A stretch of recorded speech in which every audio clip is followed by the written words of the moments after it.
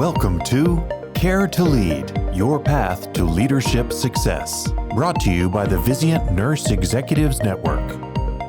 Hello, everyone. I'm Dr. Barbara Seymour, Associate Vice President of Member Connections at Vizient, and I'm so pleased to welcome today's guest, Dr. Diana Mason, Senior Policy Service Professor for the Center for Health Policy and Media Engagement at George Washington University School of Nursing. Dr. Mason is a past president of the American Academy of Nursing and the former editor-in-chief of the American Journal of Nursing. She highlights current issues in our profession through radio and print journalism. Welcome, Dr. Mason.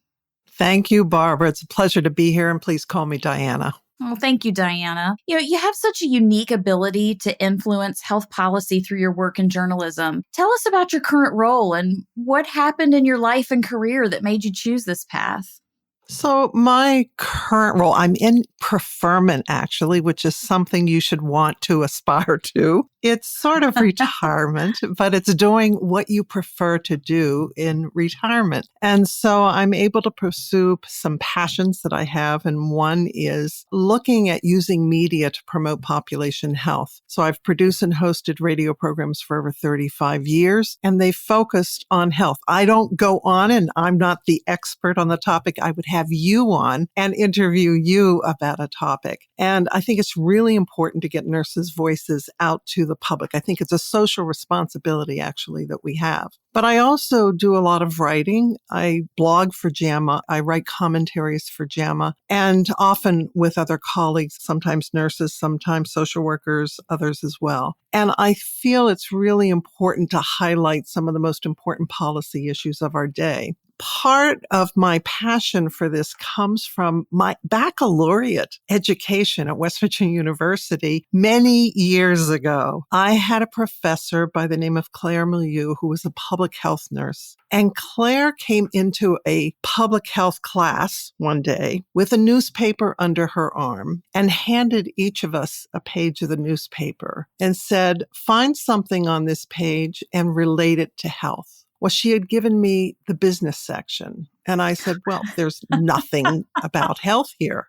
And she proceeded to show how everything in that newspaper, including the business section, was related to health. So she really helped me to understand that all that we're doing in our world really does affect our health and our well-being. So I've, in my preferment, have devoted much of my time to trying to get nurses, healthcare, and our communities to understand we don't really need to invest more in healthcare. We need to redesign healthcare, and we need to move upstream and invest in creating healthier communities. So I have this passion for trying to communicate what are some of the most important issues that nurses and others should be dealing with that aren't necessarily down the path we would have taken 30 years ago, but rather looking at how do we promote health in communities? How do we build out primary care? How do we support family caregivers who are giving the bulk of care in this country? And issues like that I think nurses actually could and should be leading on and are leading on in many cases. Yeah, I read some of your work during the pandemic, and I just loved how you focus on increasing visibility and education about the expertise and perspectives and the work of healthcare professionals. Where do you see the largest gaps, and how can we as nursing leaders help bridge these gaps?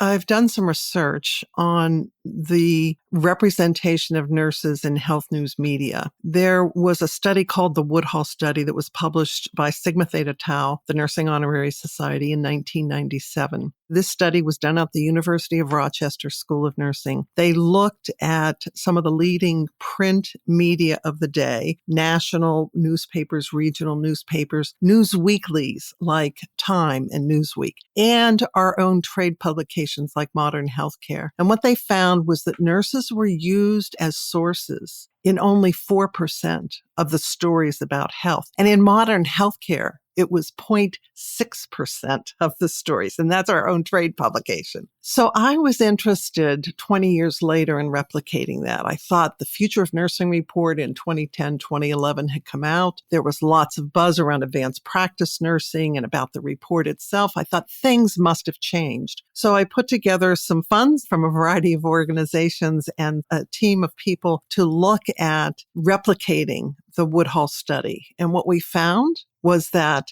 in 2017, nurses were used as sources in 2% of the health news stories in the same publications. Now, the difference between the 4% in 1997 and the 2% in 2017 was not statistically significant. So we're not saying things have gotten worse, but we are saying nothing has changed. And this is despite the fact that we are more highly educated than we've ever been, but the media continues to not see us as sources for their stories. So I wanted to, again, with another team, and my good colleague, Barbara Glickstein, has been a partner with me in this. We wanted to understand why. Why is this happening? And so we interviewed healthcare journalists about their experiences with using nurses as sources. And what we found was that there are huge biases about nurses, about women, and about positions of authority in healthcare. They all want to interview the rock star doc, even though they may be missing the best part of their story if they don't interview a nurse on the topic. And I had one health journalist say to me he wasn't going to participate in the study because he covered the business of healthcare. He didn't cover nurses. And I said, well, we're interested in journalists who are not covering nursing per se, but covering the broader health and healthcare issues. And he said, but I cover the business of healthcare, so I wouldn't interview a nurse. And I said, do you realize that the chief nursing officer of your local hospital is probably accountable for up to 70% of your budget and is often the vice president for patient care services and has all these other departments reporting to him or her? And so who better than the chief nurse officer to interview on the impact of budget cuts on patients, on family, on staff, whether they're institutional cuts, whether they're cuts in federal Medicare spending, whether they're state cuts. So we've got a job to do with educating journalists about nurses. What they told us was that nurses are not stepping up. We don't respond to journalists' requests for interviews in a timely fashion. We don't issue press releases about the important work that we're doing. We just aren't media savvy. So I think it's really important for nurses to look at not just educating journalists about what we do, because they also said they don't understand really what we do, but also educating them about what we could add to a story, and not just about nursing. We know that we have nurses who have deep expertise on diabetes management and self-care. I want that journalist to interview the nurse when they're doing a study on diabetes, not just go to the nurse when they're doing a story on nursing. So we've got to be ready to step up, to speak up, and to educate journalists about what we do. But they also told us that when they go to public relations departments, in hospitals, in other healthcare organizations, and in universities with schools of nursing, and when they go and request somebody for an interview, they're never given a nurse. And even if they ask for a nurse, they may not get the nurse for an interview. So we've got work to do in our own organizations with helping those organizations realize that they're missing a real opportunity to get the voice that the public trusts most out to the public. It can only help to advance the mission and the visibility of that hospital or that healthcare organization in the communities it's serving. Diana, that's pretty awe-inspiring work that you've been able to influence and represent that voice for over 3.6 million nurses nationwide. What's the biggest thing you've had to overcome as a nursing influencer?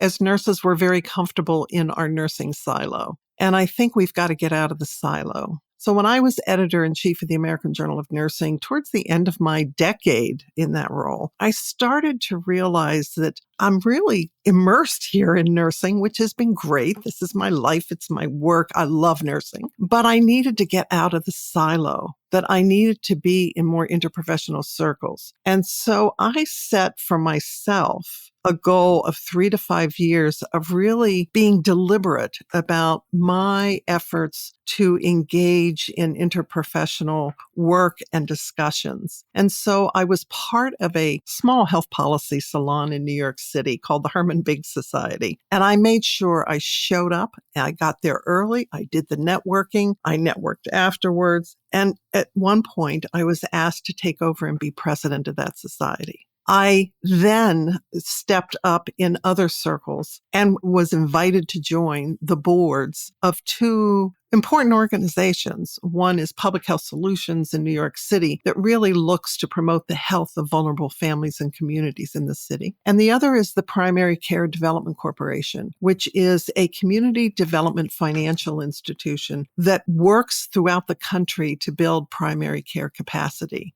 And when there was an opening for chair of one of the board committees for the Primary Care Development Corporation, I volunteered. I didn't wait to be asked. And so I believe I am a respected member of these boards and have set the path for making sure that these organizations realize they never want to be without a nurse on their board. I am the first and only nurse on the board of the Primary Care Development Corporation, and I'm intent on making sure I am not the last and that they always have a nurse on that board. So I want to encourage nurses to really look at where you can bring your voice in your community. Obviously, you're doing it in organizations. Nurses at the bedside are interprofessional all the time. You have to be.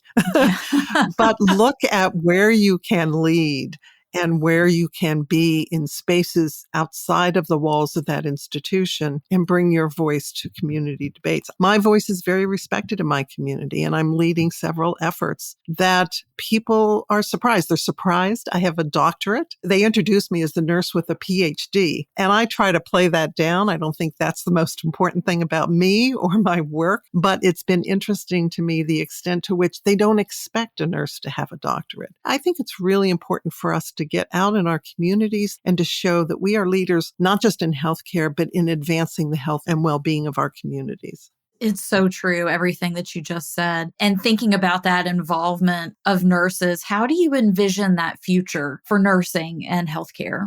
I strongly believe that we have to move upstream. The Hill-Burton Act was passed in 1946, and that law enabled hospitals to be built in communities, to be built up and renovated and expanded in communities. And this was after World War II, when we had major advances in medical technology and saving lives. And the feeling was, wait a minute, if we could do that on the battlefield, we should be able to do that at home, but we have to build our capacity to do that. So we've built out this acute care system in this country, but we've neglected public health, primary care, and community-based care in general. And so we've got this healthcare system that's huge and is eating up a whole lot of resources. And I believe we have to right-size that healthcare system. We need to build out primary care. I'm living now in upstate New York in the Catskill Mountains. There is no federally qualified health center in the Catskills, the whole region.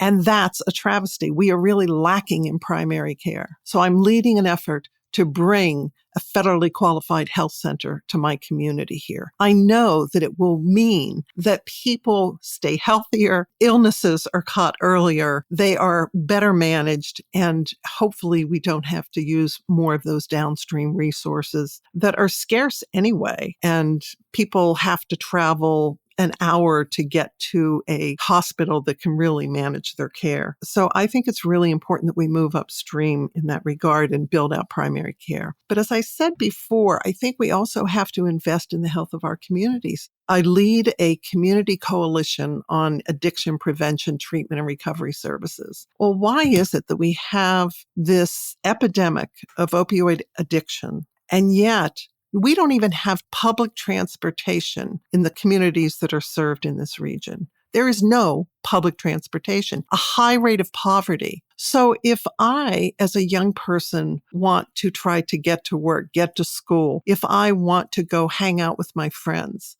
I can't get there. My family may not be able to afford for me to fill the gas tank or may not even be able to afford the insurance on the car. But that's an example of how if we invested more in communities, we might not have the social isolation that young people are experiencing that's leading to a higher rate of addiction and overdoses. So investing in communities, and I think nurses, we claim to be about prevention. Well, let's use our voice and call for public policies and private supports that really do focus on building healthier communities and shifting resources in ways that we know will make a difference on social determinants of health.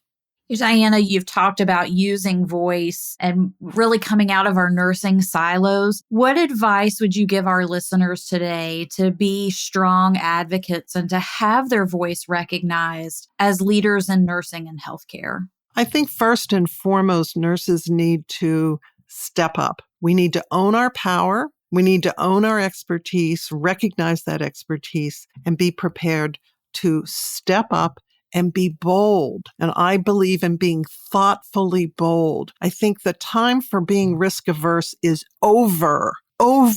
There are risks in everything that we do. And yet, it shouldn't cripple us. It shouldn't stop us from using our voices and acting. So I say, step up, be thoughtfully bold. And for those nurses who might be older in my age cohort, I say, step aside and open the door when you step aside. And we've got to step aside and open the door for those colleagues who are from historically marginalized and underrepresented racial minorities. We must build a diverse workforce and leadership, bring more diversity to the leaders that we have in the profession. And so I say, open those doors, mentor the next generation, and guide them. I've had a very rich career. I don't need another position. I'm no longer climbing that career ladder. I don't need to do that. What I do need to do is open the door for somebody else to step in, and that's what I'm spending a good bit of time on. I really think we have to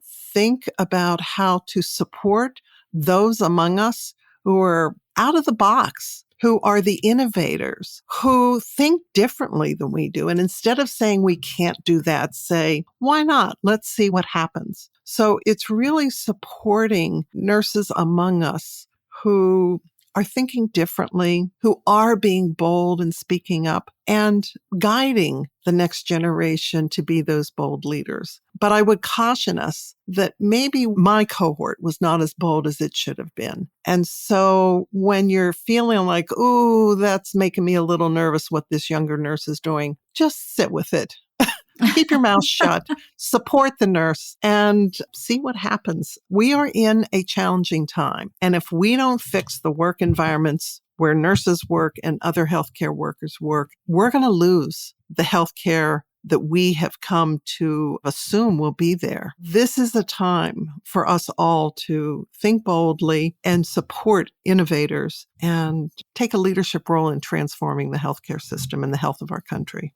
Diana, you've given us such great pearls today, and I really appreciate you sharing your story and your incredible work. It's been a pleasure having you. Well, Barbara, it's been a pleasure to be here, and thank you so much for this opportunity to talk to nurses. Yes, thank you. And to our listeners, thank you for joining us. If you enjoyed today's discussion, please subscribe to hear more Care to Lead podcasts. Like us and send us your comments. Care to Lead is your path to success and is brought to you by the Vizient Nurse Executives Network. I'm Barbara Seymour. Have a great day.